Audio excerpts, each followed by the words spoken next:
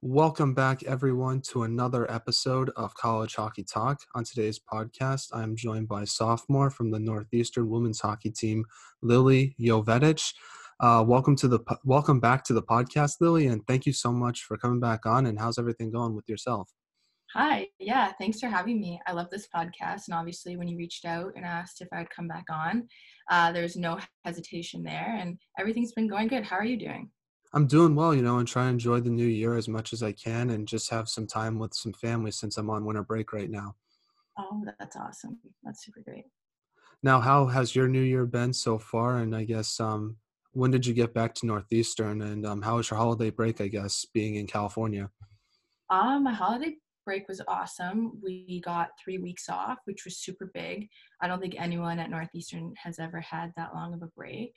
And I got back to school, I believe, the 31st, and so I've only been here for a couple days, but it's been good. We've been practicing, so it's nice to get back into a routine for sure.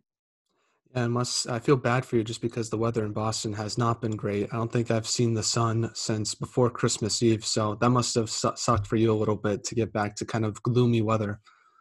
To be completely honest, it actually was raining the whole time back in Los Angeles, which is super rare. Oh, So I'm wow. kind of used to this weather, Hmm. and I don't mind it anymore. Just a little bit colder here, I assume, than back at home. Yeah, just a little bit, not a lot though. It's been pretty cold in California, which is very weird. Yeah. Well, that's good that you enjoyed your holiday break and 3 weeks off. And I had to represent California. I'm wearing my Coachella Oh, Valley I sweatshirt. like So it. I can't wait for that team to go to Palm Springs. I think next year it should be fun. But I had to represent California. It seems like the hockey there is growing, and it's awesome to see. Yeah, for sure. Now, how's everything going for yourself hockey-wise? You just finished up the first half of your season. How would you evaluate your team's performance as of now? And what have you taken away, I guess, from the games you've played so far? Um, I would say that so far, the season's going well. Obviously, with a huge roster of 30, it's very competitive and creates a competitive environment, which can be a little stressful at times. But I'd say it's pretty good. You're always having to put your best foot forward. And I've learned a lot as a person, as a player. And I'm excited for our team to continue to accomplish our goals because I think we're doing pretty good so far. Do you like that, competing with your own teammates to get a roster spot? Because I feel like that helps you out when game day comes around, just because you're used to being in that high level of competition in practice. So it's kind of an easy transition being in game day mode, I guess. Yeah, I think it's a little difficult when you're competing with your friends for a spot for sure. But to kind of take it out of the hockey perspective, you're going to be competing for people for jobs and for different opportunities. So it's definitely taught us all really great life skills that we're going to continue to carry on for the rest of our lives. But yeah, no, I think I, and this could totally be an unpopular opinion, but I think our practices for me personally are more difficult than games because you're going against people, you know what they're going to do, you know what they're capable of, and they also know the same systems that you know and do it to a T. So it's near impossible to just walk right through someone or to stop someone coming down on you for sure. Now, how are you approaching the second half of the season? You have some big games coming up in your schedule. What are your team's goals and expectations for the second half? Obviously, to win a Hockey East championship, but is there any other goals your team might have? Yeah, I mean, my team, we really just go game by game and period by period. So it's always about winning the period, coming out fast, and playing a full 60 minutes. So to be very blunt, our goal is to win every game. But I just think we've kind of begun to tap in of how capable we are. Same roster, same team as last year, with a few additions that have really helped us. But yeah, I think it's just continuing to play a full 60 minutes and continue to grow that chemistry between the team. Now, how is your approach, I guess, different from this season from last year? Just because you made it all the way to the national championship game last year, has your approach been pretty similar to last year, the way you're approaching the regular season, or has it been a little bit different after having that experience? I think a little bit different. I felt like last year we knew how good we were, but not to the point where like, okay, yeah, like sitting back in September, November, we know we're gonna make it to the Frozen Four. It was just kind of like, okay, we're gonna win, just keep winning, keep winning. And now it's like, okay, like we set the bar this high and this is where we need to go in order to feel like we've accomplished our goals. Now, obviously, the tournament has been expanded to 11 teams. I just want to get your thoughts on that, and how does that like change your approach when the Hockey East playoffs comes about, and how do you think it's going to affect your team? Because it seems like it's great news just from talking to other women's hockey players about it, but I'm kind of unfamiliar with how it's going to affect the tournament, and obviously, you would know more than I would. Yeah, I mean, I just think it gives more opportunities for teams to get in with that extra buy. And also, I believe you play, depending on where you see, you have the ability to play a game at home. So, kind of home rank advantage for sure. But I'm kind of in the same boat. My teammates and I have talked about it very briefly, but I'm not 100% sure what that's going to do. Obviously, give more teams an opportunity to compete in the Frozen Four, which I think is always very exciting, and just make it more competitive, which obviously is always great. I do like the fact that they add more teams because I think, like you said, it makes them more competitive, but also helps those programs grow and get that national tournament experience, which will ultimately, I think, help grow women's hockey in the future. So I think that's great. But I did hear that they're going to do it for this year's tournament, but I'm not sure what the bracket's going to look like. So I guess I got to do a little more research on that. Yeah, I do too, though. I have no idea. I just show up and I just Play get the told. games. Yeah. Now, talk about some of the new players on your team. You have a few freshmen. You have Maddie Mills, who's a transfer from Cornell. Talk about the impact they've made to your team, and just talk about how you've helped their transition into college hockey regarding the freshmen as well, just because they're a small class like your class was last year. Yeah, Maddie Mills, just to start off, is an outstanding player on and off the ice. She just in the locker room just brings such a great energy and vibe that I think everyone feeds off. But also on the ice, she just holds herself like she's played in college for as long as she has, which I think kind of helps us kind of lean on her. And just hearing what she has to say about the league because she has been in for so long is just really helpful. I know I've picked her brain a couple times just about mental preparation, even skill work. And so she's been super helpful in that regard. And then just going off of talking about the freshmen, they're all awesome, really great personalities, really great kids. Sky Irving has been awesome. She's just super loud on the ice and really brings an exciting energy, young energy that some of us need sometimes. And then Tori and Taylor are two outstanding defensemen and very great people as well. I think they do a really great job coming in every day and competing and really trying to make a name for themselves, which is super respectful and super awesome to see. And then Paige, the freshman goalie, is super great, super sweet kid. And I think she's been a great addition to the team as well. Yeah, and talking about Maddie, I think one thing about her game that's impressed me a lot is just the energy she brings each and every game. She's kind of like the Energizer Bunny, and I feel like part of that's just because she didn't have a season last year, so she's extra motivated to get to that national championship game and win it just like you guys are, which is cool to see how that chemistry works. Yeah, 100%. And a lot of the girls knew her before, which is really awesome too. So it's bringing an old friend into like the squad, the team, which is super cool and definitely helped out with the team chemistry. Now, talking about your game, what do you think has been the biggest improvement you've made to your game this year? I think for myself, I've gotten a little more aggressive, popping up in the rush a little more, being a little more offensive. And I just find that being a sophomore, not being a freshman, the margin of error is a lot smaller. And so it kind of forces you to become more of your player and not worrying too much about the systems because you know the systems at this point. And it's like, okay, like, what do I bring to the table? Like, I'm here for a reason. So what can I do to sprinkle my little Yovetich flair on my play? Now, another thing that's happened this year that didn't happen last year was fans were back at Matthews. Obviously, that won't happen, at least for the foreseeable future in the second half of the season. But what was it like to have fans back at Matthews and have the dog pound back as well? Because that seemed pretty cool. Because you never had that experience last year. Yeah, no, it's been super cool. It's really cool also for our families to come and visit because those are mostly who our fans consist of. And I don't know, I can't even describe the feeling of seeing your parents up in the stands and knowing that everything that they've done, driving you to the rink, all the money they've put for you to play youth hockey, and this is your opportunity to show them like, hey, like mom and dad, like we've made it, like, and I don't know, it's pretty amazing experience that we didn't get last year, but I think we all constantly and really needed was that support system for sure. Yeah, no, hockey parents, like I've always said on the podcast, are the best parents. And I feel like as I've gotten older, I've more appreciated more of what my parents did for me when I was younger, just because when you're younger, you kind of don't realize it. But just like all the hours that they put in, because like practices, at least for me, were like really early in the morning, sometimes late at night. And the way my parents, especially my dad, kind of worked it around his work schedule was pretty amazing. And just the money that he put in as well was amazing as well. And I'm assuming you can attest to that. It's just pretty amazing what hockey parents do to help their kids succeed. Oh, 100%. I think it takes a special type of person and parent to do what they do, and to, like, I don't know, my parents are so emotionally invested. They feel every win and every loss, and I don't know, it's an emotional roller coaster, but they never got off, and I just think that's pretty amazing, and I'm proud to have parents like that for sure. Now, is it going to be kind of weird to not have fans back at home games for you? And when do you think that's going to change? Is because I heard it could be temporary, but I'm not sure. I'm hoping it's going to be temporary. We have just been informed that we're allowed to have 4 immediate family members in the stands. So I think that will be nice to have it a little packed. I think it'll be a little different just because we've been used to having the marching band and the student body in there for sure to add that extra energy for us to feed off of during the game. But we did it last year, so we'll be able to do it again this year. But it's definitely something that we will miss.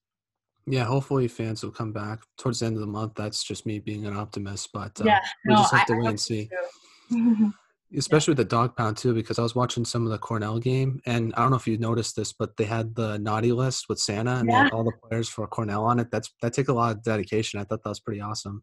Oh, 100%. I thought it was super cool. Cornell actually ended up stealing it too, which I thought was so funny.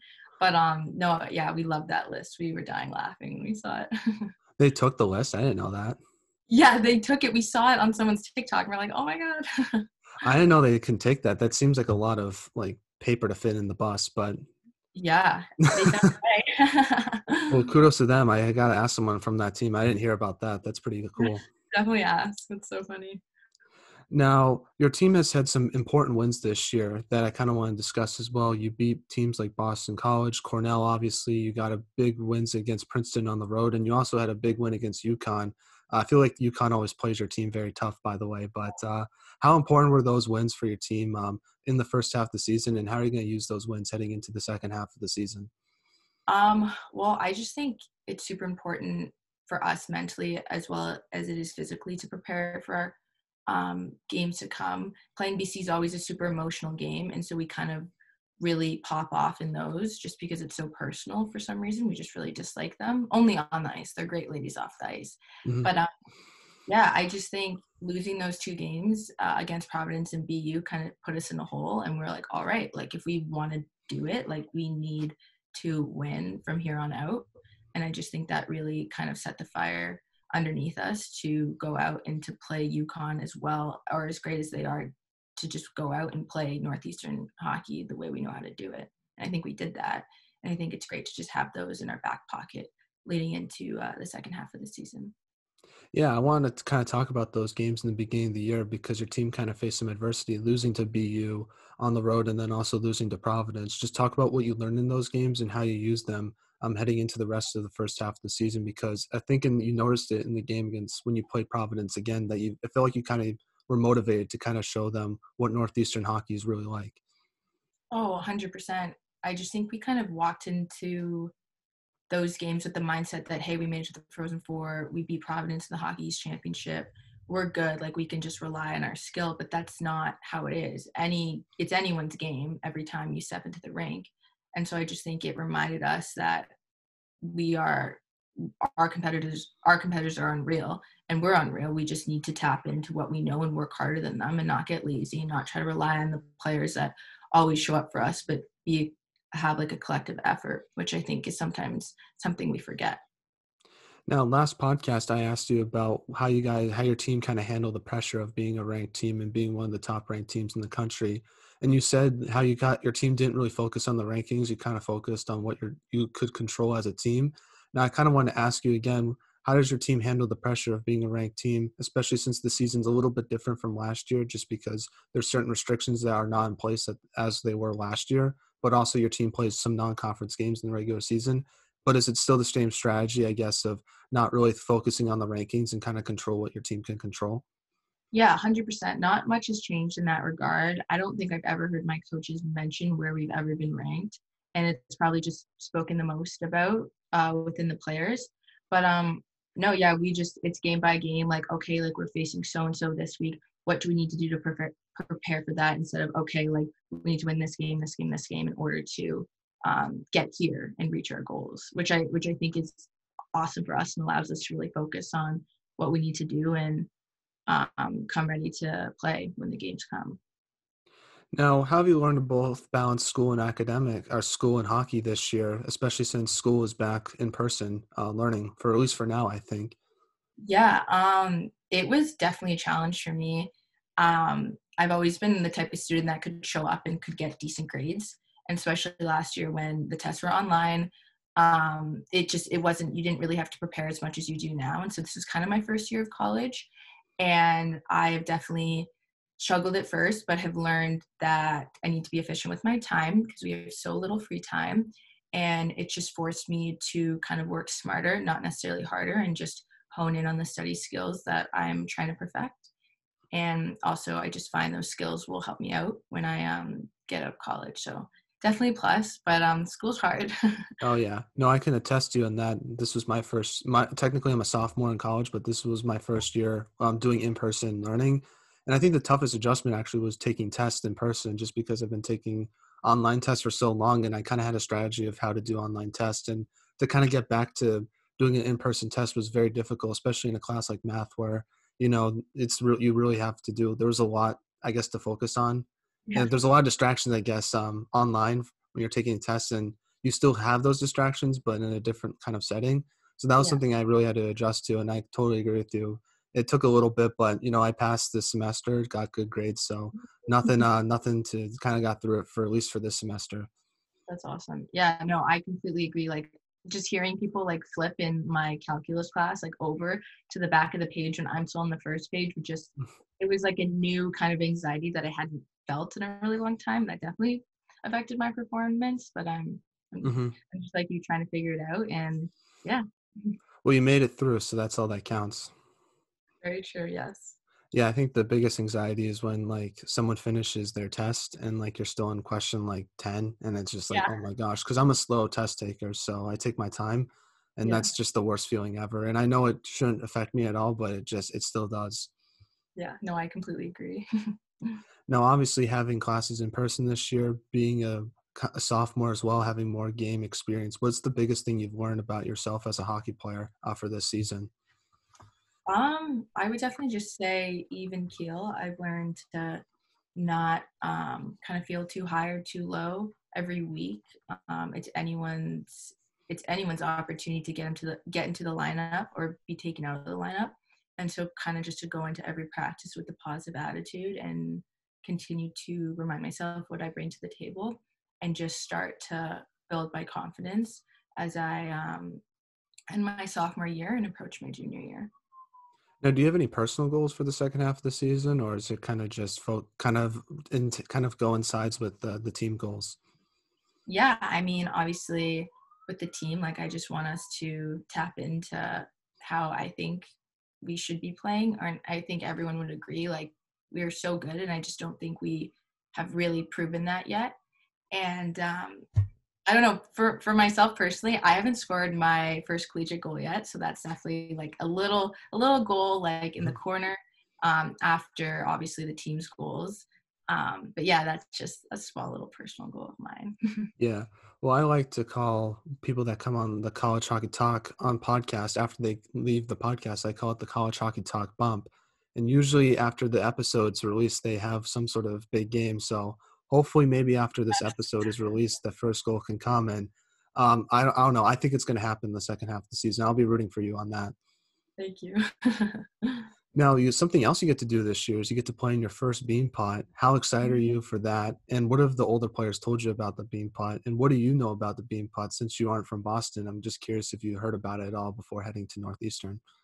Yeah, I've heard that it's just like a lot of my teammates have just said that the bean pot in their own eyes like felt bigger than the Frozen Four. Like it is just such a huge tournament, and all eyes are on you, and it's super exciting. And they just said it's like playoff hockey in the way that everything is kind of thrown out the window. It's a lot rougher, it's a lot quicker, it's a lot more skilled, and it's like emotions are way higher, which I think is super cool and definitely something I'm really excited to experience.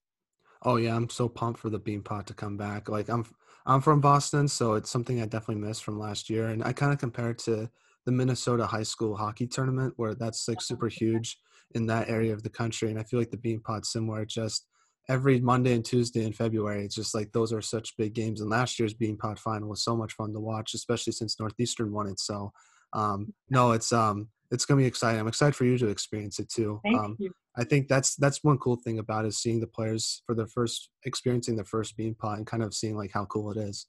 Yeah, no, I 100% agree, and I appreciate that. I'm super excited, and it's gonna be super cool.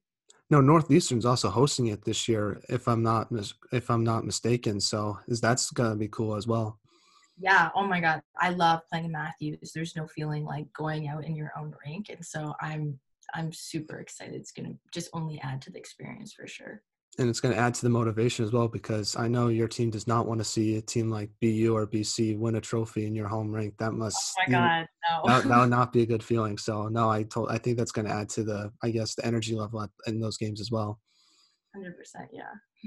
Now, one question I didn't ask you last time you were on the podcast was about your head coach, Dave Flint. He seems like a kind of a quiet guy, but a really smart hockey guy as well. I just want to ask you, what's it like being coached by him, and what have you learned by him for your first 2 years with Northeastern? Yeah, I mean, I think you hit the nail right on the head. He's a super quiet guy, but knows a crap ton about hockey. I feel like I've gotten to know him a lot more than I did last year. I started to do video with him at different times, and he's just super blunt and tells you not necessarily what you want to hear, but what you need to hear. And I think that's a quality that a lot of coaches don't necessarily possess. And he doesn't focus on necessarily the highs, but he really just drives down what we need to do. And I don't know, I just think he's very even keel and doesn't get crazy on the bench and doesn't get crazy at practice. And I think that's something for us as female athletes, is something that we really need. Someone that's not too emotional, but knows what we need to do to get business done. And I don't know, he just runs the team so professionally, and it's been a pleasure and an honor to be coached by him, and I'm excited to continue that. Now, another teammate I want to ask you about is Lauren Mckinnis, just because watching your team play this year, I feel like she's a player that not many people talk about, but she has such a huge impact on why your team's been successful for the past few years. You've played with her for 2 years now. What's she like as a teammate, both on and off the ice? But what have you learned from her as a defender in college hockey? Because I feel like she's probably taught you so much about the position, just because she does a lot of the little things correctly. Oh, 100%. I love Laura. She's awesome. She's one of my good friends off the ice and on the ice for sure. And playing with her last year, it was someone that I just needed. I couldn't, there was no pressure. She was super fun, super amped up, always during the game. And whenever I had a bad shift, she'd come back to be like, hey, like, don't worry about it. Like, you're good, you got it. And just always gave me that little confidence boost that I needed. And she just taught me to be so much more aggressive on the ice too. Like, if you watch her, she's stepping up all the time with that big long stick, and it's just making all the difference. And yeah, she's been a huge asset to her team, and she's continued to just grow her game even in these last couple games, which is really exciting to see for her. And another player that's just been big for your team as well is Maureen Murphy. Offensively, she's been probably, I guess she's made such a huge step from her first year with the team to this year. Talk about what she's been doing, I guess, to kind of bring that offensive jump to her game, but also what is she like as a teammate, both on and off the ice, because I had her on the podcast last year. She Yeah. seems like such a nice person, but also super humble as well, which I think is kind of a great quality about her. Yeah, no, she's definitely super humble and pretty quiet, but I love her. She's awesome. She's super happy. But I will say that there's no one that probably works harder than her. She does all the little things, whether it's going out for skills before practice and doing those extra reps in the weight room, which is really awesome. And I just think she's started to take like a leadership role in the team, which I think has helped with her confidence on and off the ice. And I don't know, it's been helping the team for sure, and it's something that I love too, because I think she has some very great insight, when it comes to college hockey. So yeah, it's really exciting to see her grow and kind of progress into a really great leadership role for the team. What's been the best goal she scored so far this year? Like, what's your favorite? Because she's had so many. My Yeah. favorite one was the one she scored against Holy Cross the opening night. Okay, yeah, that one was nasty. That one was super, super cool. Definitely in my top two, but it was probably her third goal. I think in the St. Anselm game, I forget what she did, but she just like totally made the goalie just look like a complete fool and totally pulled her out of her net. And I was just like, hey, because like she worked on that in skills that week. So I was just like, wow, like the coaches should be like freaking applauding. That was beautiful. Makes a lot of goalies look like fools, like you said, Yeah. and that's not like a bad thing if Maureen Murphy's doing that to you. Yeah. Oh yeah. Everyone just like, hey, like hats off, like you had no shot. Like it's Mhm. fine. Now, one thing I want to ask you before we get to the non-hockey segment is we did a thing with you about body checking in women's hockey, and I love the answer that you had, but I just wanted you to elaborate a little more on that. But I also want to ask you because I watched some of the game against Princeton, and I know it was a penalty, but you had a pretty big check against someone in that game, and I wanted you to talk about it because I thought it was pretty awesome because no one was um, hurt, obviously. Thank you. Yeah, no, I mean, I played boys hockey growing up. I played my first year of Bantams, which was checking. And so I got really, really used to using my body to separate the player from the puck. And I really like that aspect of the game. And I just think it would kind of add more to the game and would force players to keep their head up, because if you like catch a puck on the half wall or even go into the corner and not do a shoulder check, everything's going to be fine because no one can hit you. But this allows you to, I mean, this forces you, if you're playing in a contact league, to keep your head up. And I think that would allow for probably better plays to be made, because all the time your head's up because you don't want your head to be taken off. I don't know, but I also like, I understand where also other people come from, because I'm an undersized player in the league for sure. And I know that would kind of weed out some of those smaller girls with how physical the game could become. But I don't know. I'm all for it, but I understand that it also just adds another aspect and opportunity for people to be injured, which obviously we don't want because there's Mhm. enough injuries as it is um, in women's ice hockey. But yeah, just to I guess elaborate on the Providence game, I just was having such a tough time in that game mentally, just getting tapped in. And I totally didn't mean to. It might have been Lindsay Bachna, but I gave the puck away and I was like, oh crap, like I need to get it back. What am I going to do to like get it back? And I just totally just put my shoulder right into her chest. And it was Mhm. so not okay. But, Yeah. uh, but yeah, I do remember that very clearly. Well, I was also talking about the one against Princeton as well. Unfortunately, it was a penalty, but was that the biggest check you've ever thrown in a game? Because that was a pretty big hit.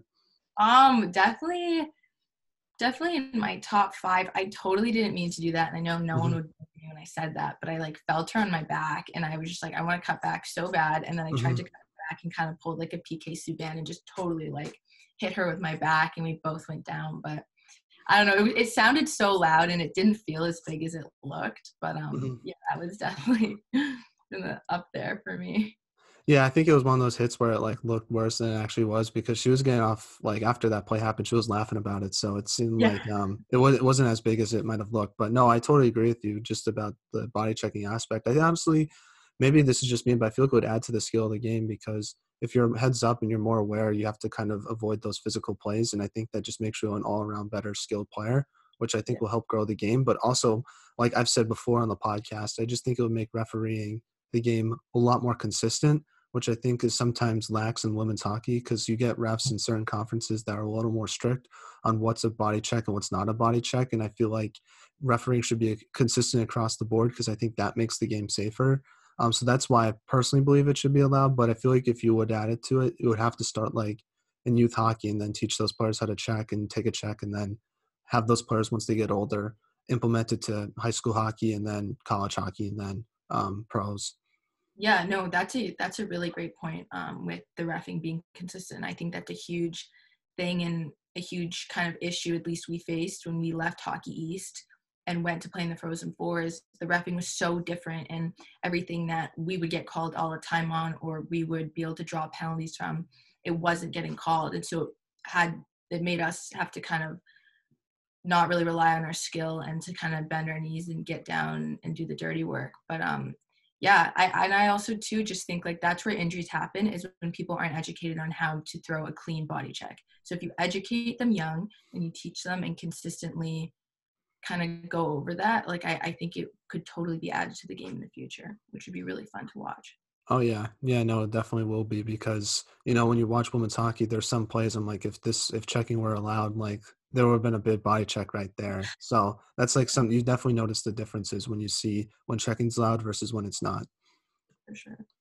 Now we're now in a segment I like to call the non-hockey segment. Now this non-hockey segment's a little bit different from the last time I had you on the podcast, just because I found just random questions on the internet.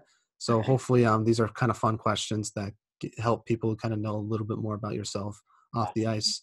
So my first one is, what sports moment do you think should have a documentary about it? And I would like to add, if you need some time to think about these questions, feel free to let me answer and to give yourself some time to think about it. Yeah, I mean, I like, I don't know. Just to kind of think about myself personally, I think they should make a documentary on us losing in the Frozen Four and like what we're doing to kind of get back there and to get the different outcome. I don't know. I just think, like, I say that because we have completely changed our routine. Our practices are way different than they were last year. And I don't know. I just think it would be really cool. It'd be kind of like a on the road 24/7 like type of documentary, which would just be really cool and I think kind of inspiring for sure. Yeah, that's a great answer because I didn't even think about that, but they did those 24/7s with the Yeah. NHL teams before the Winter Classic, and they don't do them anymore, but those things were awesome, like, especially Yeah. what they did with the Rangers one year, and, I'm assuming you know who John Tortorella is, but just Yeah. seeing the behind the scenes of how intense of a coach he was, and I thought that was really cool to see, so, no, that would be cool to do a college hockey version of that. I just don't know with, like, kind of like I don't know. I feel like they couldn't give you full access just because I feel like there'd be some things that the school wouldn't want to show just for behind the scenes purposes. But Yeah. I think it'll be No, cool nonetheless. yeah, I think it'd be super cool. Like I watch those 24/7s every year and I love to see like the different like personalities that all these players had. And it almost added to watching the Winter Classic because I was like, oh my God, like Hmm. I really like you. You seem like a really cool guy. Like I hope you win. I don't Hmm. know. I just think it would be a really cool opportunity for people to not only see how great we are in the weight room and on the ice, but also how great we are in the locker room and in the real world as people.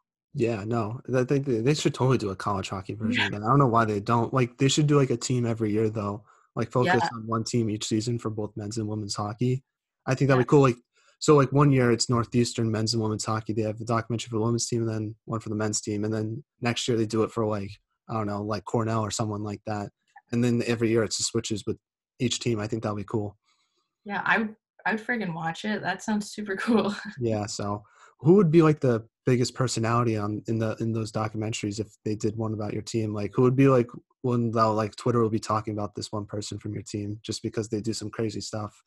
Um, honestly, I as much as she doesn't like to be in front of the camera she just totally avoids that, I would say Lena Mueller. She's just honestly the most hilarious, sweet person I've ever met. And I just think audiences would just eat that up. She's just so cute and so professional that it's just such an interesting combination that just is just a really cool person. So I think, Yeah. yeah. Well, I had her on the podcast this past year, and yeah, really great person off the Yeah. ice, which I think is something that people don't talk enough about Alina when they talk about Alina Mueller. So, and then seeing her in the World Championships, I know she got hurt, but she was just incredible in that tournament. And will she come back this year with Northeastern? Because I know she's heading off to the Olympics, or you're not sure about that. I'm not sure. I know that Switzerland has a different schedule for training than the US and Canada does. Hmm. So I want to say yes, just because I'm hoping she does, but I have not heard anything yet. Imagine if she like wins the medal and then comes back to Northeastern. So that's pretty. That should be a documentary on its own, just Oh, about Alina. 100%. Just kind of branch off and follow her to Worlds and then come back. Yeah, Yeah. that'd be cool. That'd be cool. No, another player I feel like would be interesting to see is Annie Fitzgerald. I had her on the podcast as well last year. She seems like such Yeah. a cool person, and that'll be cool to kind Yeah. of see what she does off the ice as well. Yeah, no, she's awesome. She's a great personality in the locker room, always full of energy, always cracking jokes. So yeah, she would be a really cool person to follow. Yeah, no, but those, yeah, no, now you brought back some great memories. I love those documentaries. They did one called Oil Change, which was about the Oilers. I thought that was cool, but I'm Yeah. assuming you remember this. They used NHL Network used to do these things called NHL 36, which would follow one player for 36 hours. They did one with Patrice Bergeron, but I remember they did one with Mike Richards, who was on the Kings at the time. I don't know if you saw those. I thought those were cool as No, well. Actually, I vaguely remember those. Yeah, I Mhm. think I kind of do. I feel like I watched that one because I remember he was like in Manhattan Beach, and I was like, oh my god, like Mhm. I'm so close there. But It's yeah, on YouTube. You can watch it for free now, but like oh, okay, yeah, he's like throwing the ball with his dog on Manhattan Beach. So no way, Mike that's Richards awesome. is a really cool person. I don't know what he's up to now, but he was a great hockey player in my generation. Yeah, no, I'll definitely look that up. That sounds really cool. Oh yeah, no. So that's a great documentary. Now, kind of getting back to the non-hockey segment questions, but what's your favorite social media app? Um, I would probably say Snapchat. I'm a horrible texter. Like people would probably attest to that. I just don't reply in a timely manner. And I just find Snapchat super easy. Just snap a picture of your face or whatever you're doing. And it's kind of just like instead of communicating with words, just photos, which I think is really convenient for me because I feel sometimes I just don't want to be on my phone. So it works for Hmm. me.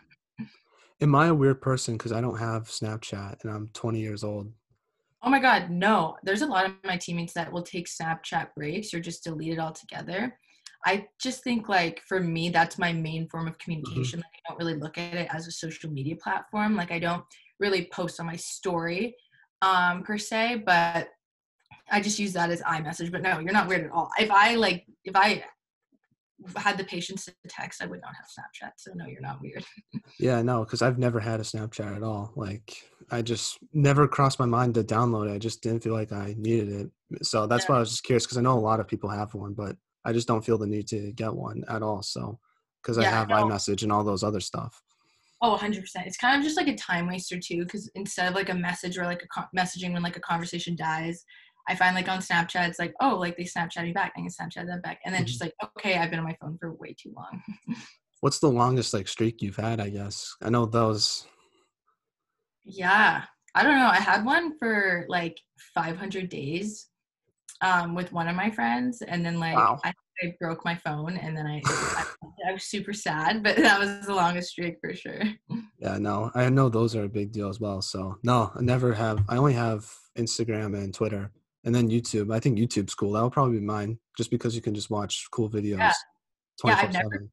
I've never gone into YouTube, but all of my friends like they like watch everything on YouTube and it's super useful. I've looked up a couple times like things like problems I need to solve and stuff, but it is really cool. I think that's a great favorite Mhm. person platform for sure. Now, what is one thing you wish more people knew about yourself besides obviously being a great hockey player? Um, I don't know, to be honest. I don't know. I just feel like that's such a I'm a pretty private person and I'm pretty reserved, I feel like for the most part. So, and I kind of like the idea that not many people know much about me. But probably, okay, if I could pick one, just that I have the cutest French Bulldog puppies in the world, and no one's dog is cuter than mine. So you can quote me on that, but mine are really cute. That would probably be like the biggest thing.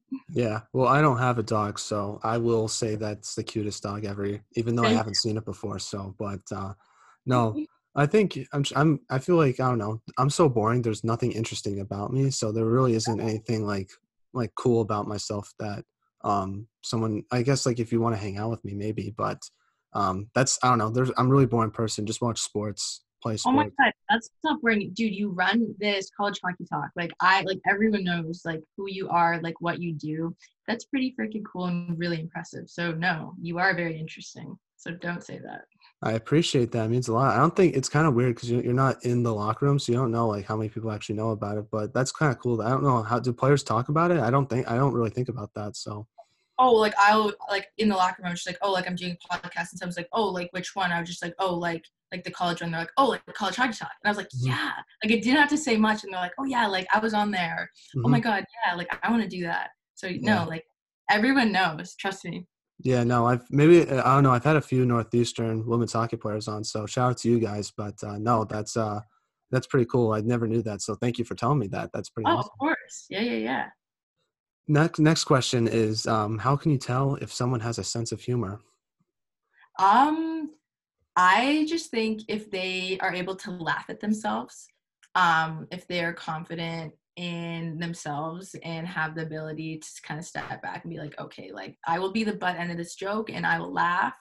And like I'll see that and just be like, okay, like you're probably funny. Like if you can laugh at yourself, then I'm Hmm. sure you have the ability to make other people laugh as well. Yeah, and it's also awkward if like they take it too seriously sometimes, and it's like you can't say anything about it. So no, I can see that. For me, it's kind of like if there's a good vibe. I don't know how to describe it, but when you meet someone, you talk to them, you're like Yeah. exchanging jokes, and that's kind of how I tell. It's just from the vibe I get from someone, or just the conversation I'm having with someone. No, 100%. I also find like just to go off of that, just like how easy it is for you to communicate with someone. I find that like because like to take it to a whole different kind of direction, being like a stand-up comedian personality is super difficult. And just like cracking jokes around your friends and stuff obviously isn't as nerve-wracking as that. But like if you are someone that can communicate with anyone, like can make friends at any party, like any place you're at, usually like they're pretty funny because it's kind of hard to be funny sometimes. And so that's something that I would for sure use. Yeah, or like just being like, I don't know, like there's that part of it, like being funny, but also like there's people that aren't funny, but they can just be like cool people to talk to, if that makes Yeah. sense. Like at a party, like that's what I try to do is just try to be, I don't know, a cool person to talk to, even though if I'm not saying anything particularly funny or interesting, it's just someone to talk to. So that's kind of like my thing with that. It's like just to be a Yeah, good friend, or obviously if you have some sense of humor, that makes it better. So for sure. Yeah, no, I completely agree. who's the funniest, I guess, stand-up comedian then? Since you mentioned that, I'm just curious. I don't know. I'm blanking on his name right now, but I watched his documentary. Oh, Kevin Hart. I like watched his documentary and I was like having belly laughs. Like I was sitting by myself watching it. And I don't laugh like as easily as other people would, but I thought he was pretty funny for sure. And the least offensive because I know there's kind of a fine line now of Mhm. like what Oh, you can yeah. say and say. Yeah, no, I don't know, sometimes it can be funny. Maybe this is just me when someone kinda knows, like, to toe the line a little bit, but not cross the line. I think that's kind of I think that's a talent actually to, do Oh, that, so I think that's when someone can be really funny is when they know how to toe that line, but then there's also when you just go overboard where you're just being, I think, rude, so it's kinda like trying to toe that line. for sure. No, I completely agree with you. Definitely a talent. Now, if you could live anywhere in the world, where would it be? Hmm. I went to Serbia one year or one summer, sorry, and it was so beautiful. It was right on, I can't remember if it was the Adriatic Sea. I think it was, but it was so beautiful. And the people there were so nice and the food was delicious. Definitely, if I could pick one place to live, I would definitely choose there. Yeah, that's not a spot you kind of like pops in your head immediately about vacation, but yeah, I've never really heard of that. That seems I gotta look that up, see how cool it is. Yeah, my family, like Yovetich, is Montenegrin, and so Montenegro is just borderline Serbia. And we spent like a lot of our time on like Serbian beaches. And so that's just something for me that's very unique and not something that everyone experiences. So that's why I picked it. That's dope. That's dope. I think for me, since this is a very basic answer, but Boston, I'm from here. There's a lot of Really? sports. I think it's a really cool city, has personality. Boston would definitely be my spot, but if I had to choose somewhere else, probably like Northern California where there's like the redwood forest. I think that would be kind of Yeah, cool to live there, or like Palm Springs in California, or Hawaii, like somewhere where the weather is nice most of the year. no, 100%. Hawaii would be unreal. I've never been, but the pictures are just absurd. Oh yeah. Definitely I want to visit. Yeah, no, I definitely want to visit too, but just that's a long flight and it's also very time consuming with the flights as well. So that's kind of like why it's a challenge for a lot of people to go there. Yeah, no, I 100% understand that. Now, what is your favorite road arena you've played in? You've gotten some played in some cool ones. Um, hmm, I don't know, to be honest. I I would honestly want to say Boston College. Their arena is just so kind of NHL like, and so with the lights and everything, it's so bright. And even their kind of I don't know what you would call it, but their walkouts and like their previews of all the players, Oh, just that's really, cool. Yeah. and it kind of gives like a very big time feel, and it's kind of like, hey, like Mama, we made it type of vibe. But yeah, I would definitely have to say BC, and just the games too there have just been really memorable for me. So that's definitely one that I would pick for sure. Yeah, for me, since I don't play college hockey, I think the coolest arena I've been to is Mullins Center at UMass. That was a cool rank just because the atmosphere was really cool. But everyone's told me Matthews is like the best arena in Hockey East, so I definitely got to go there at some point. Oh my God, you totally have to come down. Matthews is just there's so much history, and I don't know, just such a historical and like really cool facility with like a new jumbotron. So you definitely have to come. The men's pack the rink all the time, and it's just so loud. It's such a cool environment. I don't know if I'll be able to do this, but I need to be in the doghouse though. That's the thing. Like that looks Yeah, so you fun. I should. want to do that. You should reach out to them. I should maybe make a video with them. If I don't know if they're listening, but I'll tag them in when the podcast comes out and see if they would let me do that when fans come back. That'll be fun. Yeah, that'd be super cool. Definitely, definitely do that. They seem pretty ruthless, though. I will say that. Like, I'm a big UK Really? hockey fan. Oh yeah, and some of the signs and chants they have, they seem like they have some cool stuff they come up with, but they also seem pretty ruthless with it too. Yeah, yeah. No, they're definitely creative. I'll give them that. No, yeah, yeah. So, Ruthless. if the doghouse is listening, love to come out to a game and kind of cheer you and the men's team on as well. That'll be pretty fun. So, we'll see if that can happen this year. For sure. Yeah. Now, who was your favorite non-hockey athlete? Hmm. I don't know. I probably have to say Serena Williams. I Hmm. don't watch a ton of tennis, but I did write a essay on elite athletes, and I mentioned her. And through my research of her, I learned a lot of cool things. And I just think she's such a powerhouse and such an inspiration for women, not only on with her performance on the court, but also off the course or court. Just with her as a person, being someone that has continued to fight for equal rights within men's and women's athletics. So it's just someone that I've always grown up kind of looking up to for sure. Now, if the food is bad at a restaurant, would you say something or just let it be? Oh, never. I would pretend, I would smile, I would eat it, or someone else's. Like I would never dare. I feel like that's kind of rude, but I don't know. I just would never do that. I think if it's fixable, might say something. Like if I have a steak that's like undercooked, I would tell them like, hey, cook this a little longer. But if it's like the food's just not great, I'm assuming the rest of the food's probably not great, so I wouldn't say anything and just kind of suck it up. Sure, just go and like get a burger afterwards Oh somewhere. yeah, We'll just yeah. call it. Now, if you had the world's attention for 30 seconds, what would you say? I don't know. Oh my God, that's a hard one.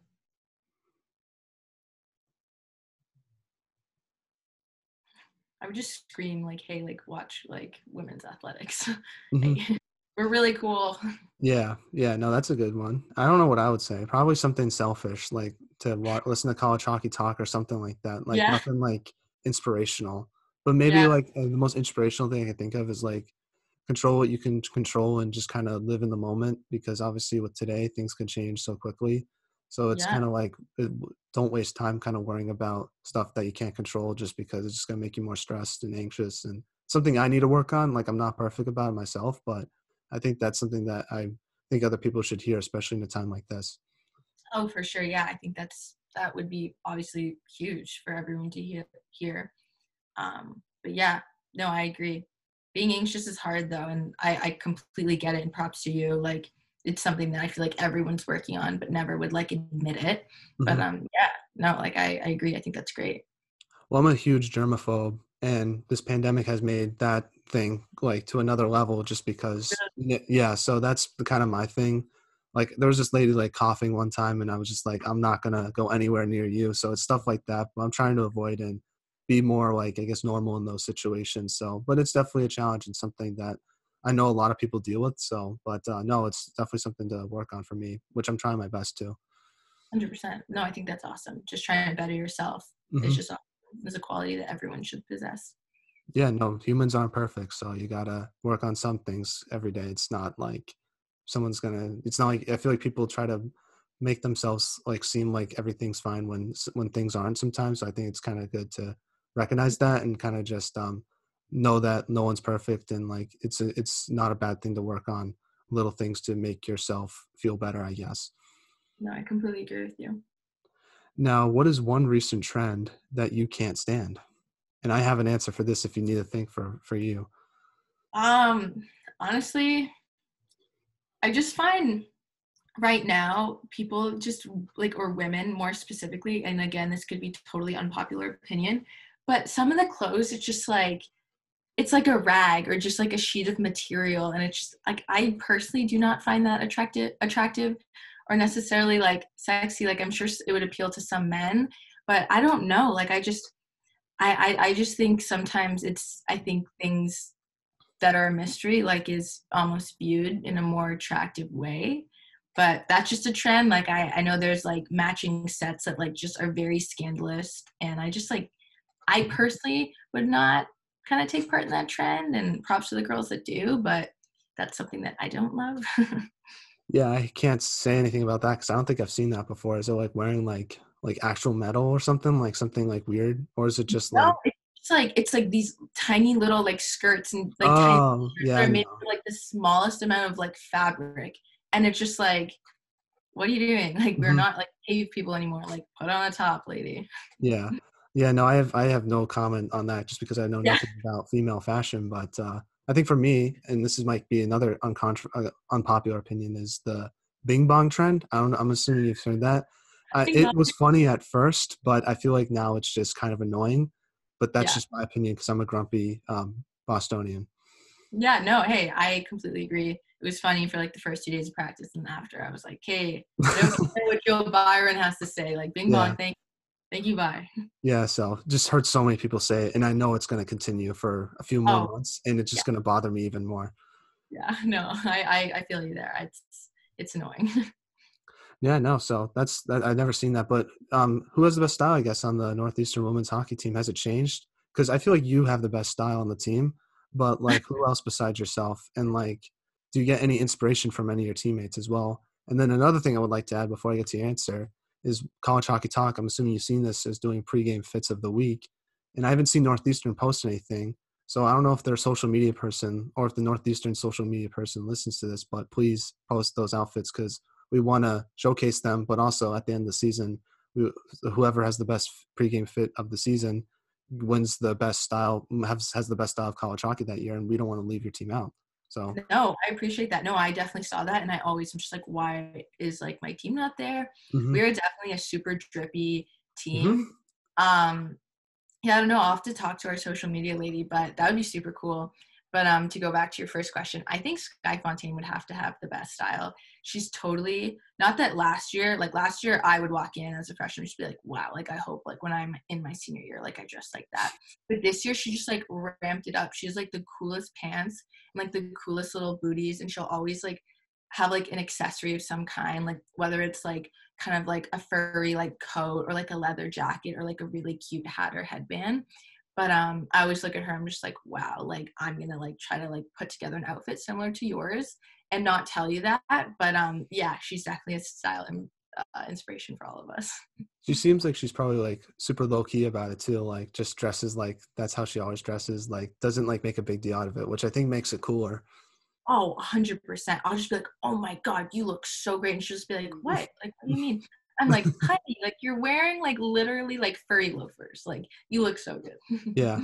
I guess since you're talking about female fashion, well, who has the best style on the men's side of things? Because I feel like I need to improve my style game. I wear a lot of sweatshirts, but I've been trying my best. I've bought some cool pants, which I'm excited to show off. Yeah, no, To that's go to awesome. games. New clothes are awesome. But yeah, on the men's team, the men dress really well.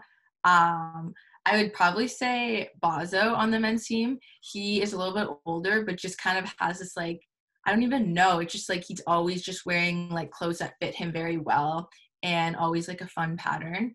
But even on his Instagram too, like his outfits are super cool and super Yeah. bougie. I would definitely have to say him for sure. Yeah, no, it's kind of harder for the men just because like they have to wear the same stuff every game. Like at least for your team, you have a little more freedom of like what you can wear before a game. Yeah. So, but there's some guys that can pull it off. So shout outs Oh to them. So I'm trying to improve my style game. So if you have any tips for me, feel free to let me know because I'm doing the yeah. best I Oh yeah. can. for sure. I'll watch the men walk in, and then I'll just send you a list. Hey, All right, I appreciate that. I might need that, especially since the Frozen Four is coming to Boston. I'm gonna be at that game hopefully. So yeah, I need gotta to be look iced good. out, Oh yeah, I need to look good. I need to look good. So of no, course. I've been trying my best. That's all I will say about that. Now, kind of back to some hockey questions. My first one is, who is the most underrated player in women's college hockey? Because I feel like you've played with and against so many players that you might have a good answer for that. I'm just curious about your opinion. Yeah. I'm trying to think. Yeah, there's I played with a lot of really great girls. I think Gilles Frechette is super underrated, and I know you've mentioned that before, but just playing against her and just watching how much she does kind of behind the scenes, like she's like definitely heavily relied on for that team, but I just think she's never really gotten the recognition that I feel like she deserves. I know her off the ice, and she's a wonderful person. But all that like aside, like she is an unreal hockey player, and I don't know. I think she's super underrated for sure. Yeah, no, I totally agree. I had her sister on the podcast before, a great family, but yeah, no, she's Great. totally a great hockey player. And I think she was one of the pregame players to look out for in the game against the game that you played against Yeah. Cornell for Yeah. Nesson, which I thought was cool. Yeah, for sure. No, yeah. That was her. Yeah, no. So for me, it'd probably be, I think Kat Stockdale doesn't get enough recognition from UConn. I think she's a great player and Yeah. provides a lot of energy for that team, but also can score, put the puck behind the net, and kind of I think flies on the radar a lot. So that's a player that I like watching. Yeah, we used to actually we both lived in Ottawa at the time, and we played on rival teams where she was also best friends with one of my really good friends, and she's just like an awesome person and just works so hard. Like playing against her, she's one of those players that just gets underneath your skin and is so physical that she's like so hard to play against. But I agree with you, she brings the energy and 100% underrated. Now, what were your thoughts on the podcast that we last had you on? I'm just curious to ask you this. I apologize if I seem nervous. I sometimes do that occasionally, so my apologies. But it was cool getting an interview. You're one of my favorite players, but I don't know if you had the chance to listen to your pod. I was just curious to hear what you had to say about it. No, thank you. And you did not seem nervous at all. I thought you led a very awesome professional interview, which is a huge reason why I wanted to come back because I really enjoyed that and I thought it was super cool. But yeah, I had no idea that it was screen recorded. So I just thought like you'd post something, it would just be like my voice memo or something. Hmm. So when I like looked to see it was my actual face, I was shocked. I guess I should know like when you do like a recording in process, like I would think that it's like being recorded, but that was one thing that I learned from the podcast. But yeah, no, it was awesome. I enjoyed coming on last time, like I said. Yeah, no, I apologize. I guess No, I should have let you no, know I that. But didn't know. you look great, so I didn't think the video looked bad at all. Thank you. I literally got out of the shower, like put a hoodie on. I was like, all right, let's do this. So no, I apologize. I should have let you know that, but no, I like putting it on YouTube just because it's cool to watch them sometimes. I will occasionally go back to some old ones and watch them. So trust me, I have a lot of embarrassing moments that you can find on the YouTube channel. So don't be embarrassed about it at all. I thought you did great. Thank you. No, thank you. I appreciate it. Now, like you said, there's a lot of. Is there any guests that we should have on from the future, from players you used to play with, or people in Northeastern? I'm just curious if there's anyone that we should have on the pod that would be kind of cool to hear from. Yeah. I think just to go off of, I was thinking about this question. I would love to see kind of like a duo on the podcast. I feel like you haven't done that yet, and it'd be really cool. And the people that I would pick would be Katie Sipra and Kate Holmes. They're really good friends and also played a little bit together. And I think they would really provide some really funny stories and some cool insight into the Husky team and just them as people and players. Oh yeah, no, I definitely should do more of that. It's just hard because on Zoom, I feel like sometimes the connection can make that seem there's a lot of awkward pauses that happen, and it would Yeah. be much better to do it in person actually because it can feel like you're in the room with them and kind of have that conversation. So I Yeah. definitely I've tried it a few times and it's worked fine, but it's definitely something I want to do more of when you can do in-person interviews again, which I hope will happen sooner rather than later.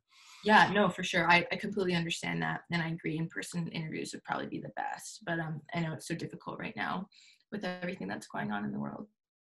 Well, do you have anything else you'd like to kind of add to your to this interview? I know we usually do shout outs, but if there's anyone you want to shout out in this podcast, feel free to do that. But if there's anything you want to say, feel free to do that as well. Yeah. I'd probably just shout out you. I Thank you. don't think you know how much of an impact you have on all of the college hockey players that you've interviewed, and how much we love coming on the podcast. You make us feel super cool. And just to keep doing what you're doing, and you're awesome. You're a great interviewer, and you make us feel super comfortable, and you make it really easy to come on and talk about hockey and ourselves. So thank you. And yeah, again, I've really enjoyed coming on the podcast for the second time, and I look forward to the people you interview and all the things you accomplish in the future.